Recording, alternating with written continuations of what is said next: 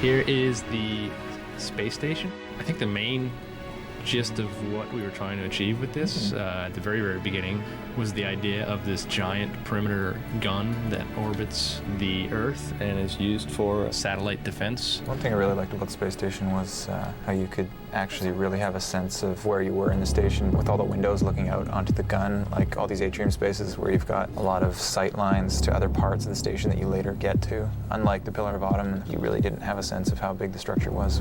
That leads us onto Old Mombasa. We had a lot of destruction present in this to really try to set the mood of the Earth being under attack. It was sort of an inspiration of what would an old ethnic neighborhood look like in the future. So a lot of stuff has been retrofitted with wires, and it was a nice way to transitions into the newer architecture, which you eventually get to after you play through the beach and the tunnels and all that. And you eventually end up over what we call New Mombasa. A lot of the look and feel of the city was based on either concepts that were painted or from actual photographs of the current city of Mombasa that exists in Kenya. And so that's why it seems familiar. At the same time, we've tried to add as simply as possible signs of 500 years of human advance. It sort of still harkens to the arcology concept that Chris Lee was working on a long time ago for the E3. You'll see a lot of architecture here, like this large bridge. There's some highway sections, and then the new city. And the reason why the arcology was replaced is because it was such a massive structure that you really felt like you were just in a gray metal canyon and not in a living city, nearly as much as the new level. So hopefully it was a change for the better.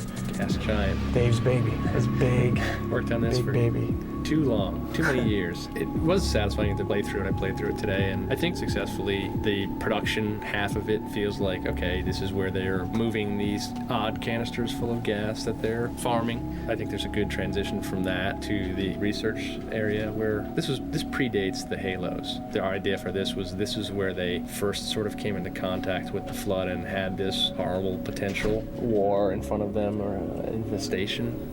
Okay, here we go. Sentinel Wall. This is where things start to cook up story-wise. This wall was built by the Forerunners to keep the flood quarantined into a specific area on Delta Halo.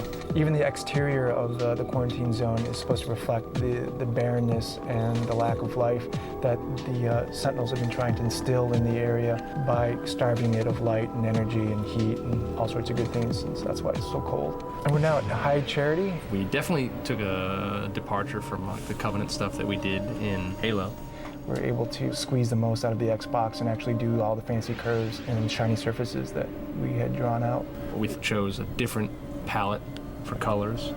Yes, purple. A lot darker. Much darker purple than darker purple, desaturated mauve tones of Halo 1. We pulled off a much better organic feel to everything, which was really, really kind of neat. And so the lighting is going to be very dark and moody.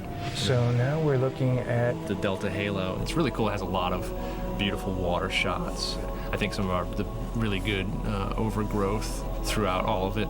Yeah, we definitely put a lot more attention onto making Forerunner structures look like they've actually aged. First game, they were pretty spick and span. It's somewhat reminiscent of the first control room in terms of its sort of the ziggurat structure that Chris Barrett did in Halo 1. We wanted to relate to that in the spherical room shape, or the control room shape, but unearthed it a lot more. I think this is really where we hit our stride, because the sheer scope and scale of all these levels, Yeah, they're huge. They're huge.